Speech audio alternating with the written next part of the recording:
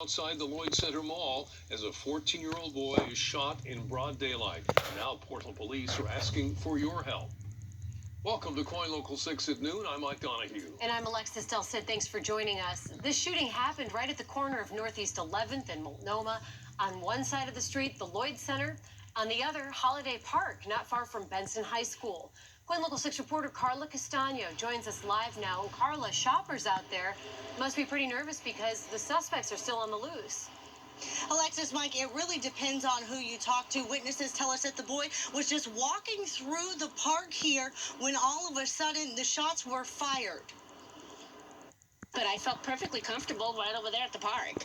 I had no problem. I saw some people who basically, just hang out on the benches and stuff, but I was okay with it. And now that I know that there was a shooting in the area, it didn't make it any different. But just before 5 yesterday, someone unloaded a series of gunshots here in Holiday Park, directly across from Lloyd Center, hitting a 14-year-old boy several times. Witnesses say the boy was hit twice in the head and is in critical condition at Legacy Emmanuel. Those here at the time say they heard nearly a dozen shots. It was nuts. Like, it was a full clip, just like 12 shots, just blah, blah, blah, blah, blah, blah. And then everybody scattered, and we see three dudes booking through the park, heading towards the parking lot. Police flooded the scene after the shooting and called out the gang enforcement team. But today, police say they're not sure if the shooting is gang-related or random gunfire. Back here live, anyone who heard or saw anything here at the park or at the Lloyd Center is asked to call the Portland Police Bureau. Reporting for you live in Northeast Portland, Carla Castano, Coin Local 6. Thank you, Carla. Yashani Vaughn's family wants to know what police are doing to find the missing teen. 30 days have passed since the 16-year-old was last seen alive. A grand jury has indicted her friend, Parrish Bonetta, for shooting her to death, even though her body has not been found. She'll be remembered tonight at a candlelight vigil across from Madison High School. A Beaverton man accused of accidentally shooting his brothers is now facing assault charges. 60-year-old Daryl LaFoon says he took out the gun to stop his two brothers from fighting. The gun went off during a struggle and wounded the two brothers who were fighting. One was treated and released. The other is in critical condition. It's a sad time for almost 200 employees of the Salem-Keizer School District. They were notified this week that they'll no longer have jobs come June. Coin Local 6 reporter Carly Kennelly is here to explain why. And Carly, the school district says it's part of a plan to save money next year. Alexis, the Salem-Keizer School District needs to downsize big time. Superintendent Sandy Husk is trying to slash $55 million from next year's budget. She blames the recession for limiting school funding resources and putting the school district in the red. Cuts will come from a number of areas. Administrators have already agreed to freeze and roll back their compensation for next school year. Class sizes will go up by 2 students. The district may also consider closing 3 to 5 small schools and will eliminate more than 400 staff positions. Some teachers, assistants, custodians, and maintenance workers were notified yesterday that they would be losing their jobs. People will say things like, well, but that's just $600,000. That really isn't going to help you with a $55 million deficit. But to get to 55, you have to have a lot of things on the list. It's pretty overwhelming. Husk will present the budget cutbacks in detail to the Budget Committee a week from today. The school district is also working to organize a job resource fair for employees losing their positions. Salem-Keizer is the second largest school district in Oregon with roughly 5,000 employees and 4,000 school kids. Husk says she will make sure your child continues to get the best education possible under the budget limitations. Reporting for you, Carly Kennelly, Coin Local 6. Thanks, Carly. Under a new proposal, school employees would face punishment if they don't report bullies. An anti-bullying bill in Oregon's legislature would force administrators, teachers, and staff to report acts of harassment, intimidation, and cyberbullying, or face remedial actions.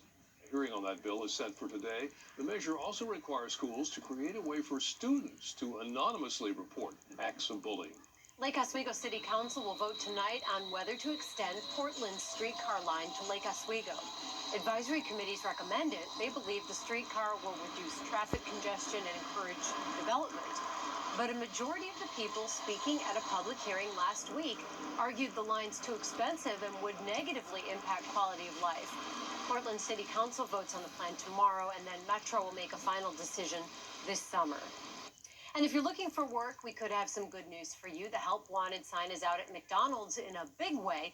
Staffing up for the summer. The fast food chain hopes to hire 50,000 new employees nationwide in a single day.